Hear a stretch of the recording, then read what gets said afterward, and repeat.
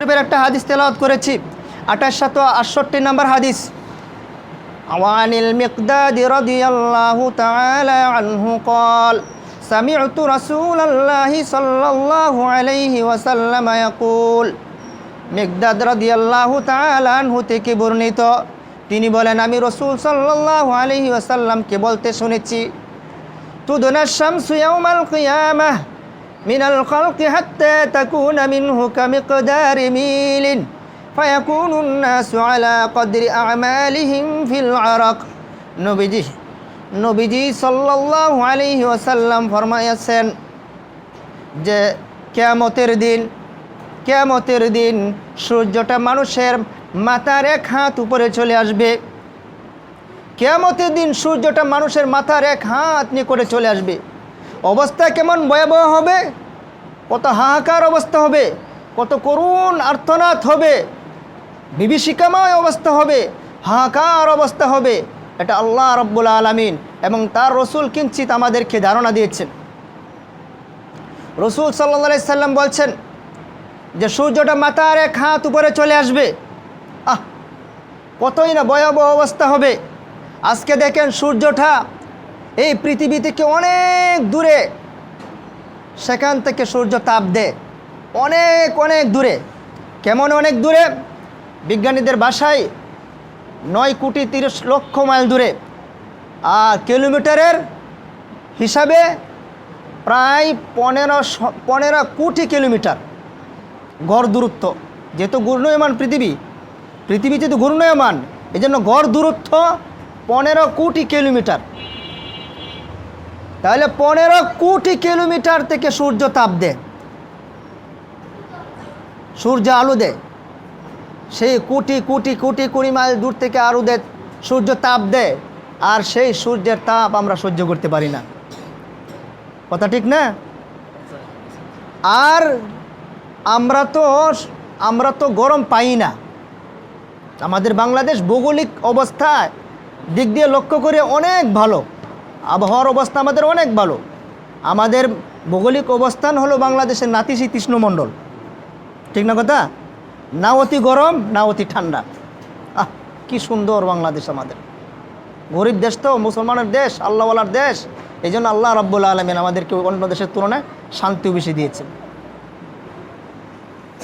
না অতি গরম না অতি ঠান্ডা। সেই আপনারা ইউরোপ কান্ট্রিগুলোর দিকে তাকায় দেখেন কি পরিমাণ শীত। রাস্তাঘাটে বরফ পরে থাকে, বরফ সরায় তারপরে আসা যাওয়া করতে হয়, চলাচল করতে হয়। আবার সেই পশ্চিমে বাদ দেন, এই পূর্ব দিগন্তে চলে আসি, এই প্রাচ্যে চলে আসি, প্রাচ্যে বাদ দিয়ে মধ্যপ্রাচ্যে যাই, এই সৌদি আরব, ওমান, বাহরাইন, এই যে আশেপাশের রাষ্ট্রগুলোর মধ্যে তাপমাত্রা এত বেশি পরিমাণ যে সর্বনিম্ন থাকেই 30 ডিগ্রি সেলসিয়াস। আর তাপমাত্রা বেশি হয়ে থাকে, আবার 60-এ উঠে, 50-এ উঠে, 30-এর নিচে থাকে না। তো 50 ডিগ্রি সেলসিয়াস যদি তাপমাত্রা হয়, তো অনেক সময় হাওয়াটা লু হাওয়া হয়ে যায়। এই হাওয়াটা লু হাওয়া হয়ে যায়, এই বাতাস শরীরে লাগলে আগুন ধরে যায়। অনেক সময় লুম পশম পুড়ে যায়, জামা কাপড় জ্বলে যায়। তো আমাদের দেশে কোনো সময় 40 ডিগ্রি সেলসিয়াসের উপরে উঠে না। তো যে দেশে 50 ডিগ্রি সেলসিয়াস 50+ থাকে, 60 থেকে 55 থাকে, তাহলে তারা বুঝতে পারে মোটামুটি গরম কাকে বলে, কথা ঠিক না? অথচ সূর্য তাপ দিচ্ছে কত দূরে? 15 কোটি কিলোমিটার দূরে। তো আমাদের দেশে এত তাপমাত্রা কখনো হয় নাই।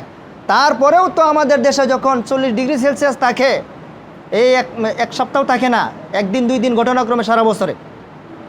তো সেই সময় আমরা কিন্তু সূর্যের তাপ সহ্য করতে পারি না, কথা ঠিক না?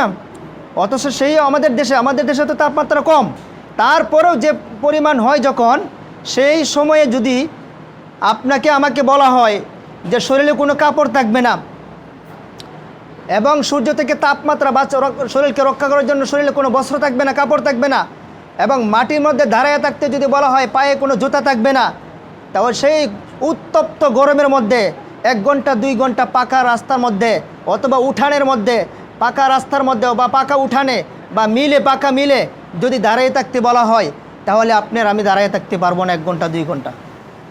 সম্ভব কি? সম্ভব না। তাহলে সেই সূর্য এত দূর থেকে সূর্য তাপ দেয়, আর সেই সূর্যের তাপমাত্রা যদি আমরা সহ্য করতে না পারি, আর সেই সূর্য যখন মাথার 1 হাত উপরে চলে আসবে, তাহলে কিভাবে আমরা সহ্য করতে পারবো? তাহলে মানুষের অবস্থাটা কেমন হবে? এবং যেখানে আমরা দাঁড়িয়ে থাকবো, হাসরের মাঠ যেটাকে বলা হয়, এই মাঠের অবস্থাটা সূর্য এত নিকটে চলে আসার ফলে এই মাটির অবস্থা কেমন হবে? ওলামায়ে কেরাম বলে মাটিটা লাল তামার মতো হয়ে যেতে পারে, লাল তামার মতো হয়ে যাবে। তো সেই মাটির মধ্যে আমি কিভাবে দাঁড়িয়ে থাকবো? পায়ে জুতা থাকবে না আমার। আবার সূর্যের তাপমাত্রা শরীর থেকে রক্ষা পাওয়ার জন্য শরীরে কোনো কাপড়ও থাকবে না। তা অবস্থাটা কেমন হতে পারে? এ ব্যাপারে রাসূল সাল্লাল্লাহু আলাইহি সাল্লামের হাদিসটা যে তেলাওয়াত করেছিলাম, মিকদাদ রাদিয়াল্লাহু তাআলা আনহু থেকে, নবীজি বলছেন, তুদনাশ শামসু ইয়াওমাল কিয়ামাতি মিনাল খালকি হাত্তা তাকুনা মিনহু কামিকদারি মিলিন ফায়াকুনুন নাসু আলা কদরি আমালিহিম ফিল আরাক। নবীজি সাল্লাল্লাহু আলাইহি ওয়াসাল্লাম বলেছেন, মানুষের অবস্থা এত ভয়াবহ অবস্থা হবে, এত করুণ অবস্থা হবে, এত হাহাকার অবস্থা হবে, এত করুণার্তনাদ হবে যে নবীজি বলছেন, যার যার আমল অনুযায়ী, ফি কদরি আমালিহিম, যার যার আমল অনুযায়ী সেই মানুষ ঘামের মধ্যে থাকবে।